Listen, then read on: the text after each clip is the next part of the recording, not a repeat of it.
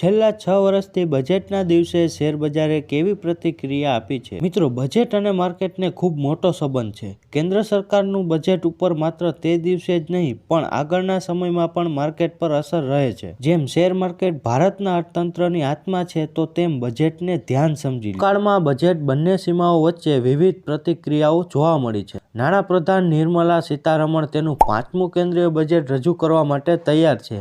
Budget પાસેથી વિવિધ અપેક્ષાઓ છે. સતત ઊંચી ફુગાવા અને 2024માં આવનારી સામાન્ય ચૂંટણીઓને ધ્યાનમાં રાખીને સામાન્ય માણસને કરવેરાના મોરચે થોડી રાહતની આશા સાથે થિંક ટેન્ક અને કોર્પોરેટ ગૃહો અપેક્ષા રાખે છે કે બજેટ ભારતની ઓછામાં ઓછી વિચલન સાથે $5 ટ્રિલિયન અર્થવ્યવસ્થા બનાવવાની દિશામાં નાણાકીય મોરચો દબાણને ચાલુ રાખશે. આપણે આગળ જાણીએ કે બજેટના દિવસે માર્કેટમાં કેવો હાલચાલ હતો. બજેટ 2017 આ વર્ષે સરકારે અલગ રેલવે બજેટ રજૂ કરવાની તેની પરંપરાનો અંત લાવ્યો અને ફેબ્રુઆરીના અંતમાં કેન્દ્રીય બજેટ રજૂ કરવાની પ્રથાને નકારી કાઢી અને તેને 1 ફેબ્રુઆરી પર શિફ્ટ કરી.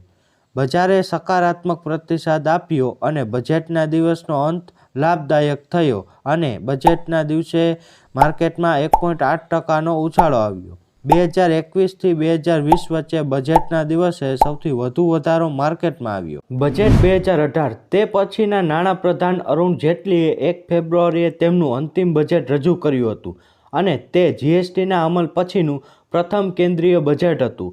નિફ્ટી 0.2%ના નજીવા નુકસાન સાથે સાવધાનીપૂર્વક બંધ થયો. માર્કેટ સેન્ટિમેન્ટ નકારાત્મક બન્યું કારણ કે બજેટ બજારની અપેક્ષાઓ પૂરી કરવામાં નિષ્ફળ ગયું, જેના કારણે એક મહિનામાં નિફ્ટી 6% જેવો ઘટાડો થયો, જે 2011થી 2021 વચ્ચેનો બીજો સૌથી ખરાબ મહિનો હતો. બજેટ 2019 બજેટ 2019માં નિર્મલા સીતારમણ નવા નાણાપ્રધાન અને ભારતમાં પ્રથમ મહિલા નાણાપ્રધાન બન્યા. જોકે કેન્દ્રીય બજેટ નિષ્ફળ ગયું કારણ કે તે વચગાળાના બજેટમાં કાર્યકારી નાણાપ્રધાન દ્વારા કરવામાં આવેલી મુખ્ય જાહેરાતો અંગે સ્પષ્ટતા આપવામાં નિષ્ફળ રહ્યા. 5 જુલાઈના રોજ બજેટ રજૂ કરવામાં આવ્યું હતું અને નિફ્ટી 1.1%ના નુકસાન સાથે બંધ થયો હતો. 2011થી 2021 વચ્ચેનો સૌથી ખરાબ મહિનો બજેટની જાહેરાત પછીના એક મહિનામાં નિફ્ટી 8% ગુમાવવાની સાથે માર્કેટ સેન્ટિમેન્ટ સતત બગડતું રહ્યું. બજેટ 2020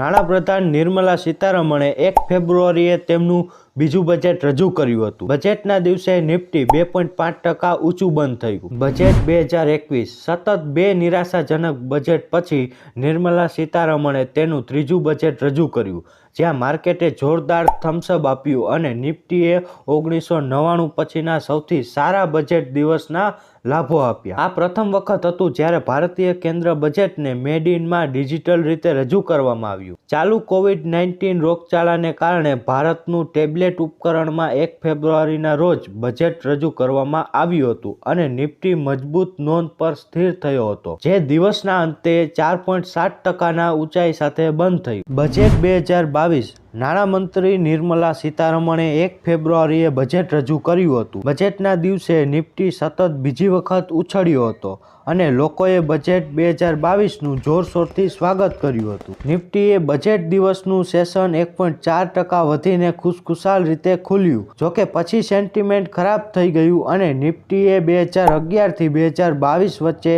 ચોથો સૌથી ખરાબ મહિનો જોયો, જેમાં 4.5%નો ઘટાડો થયો.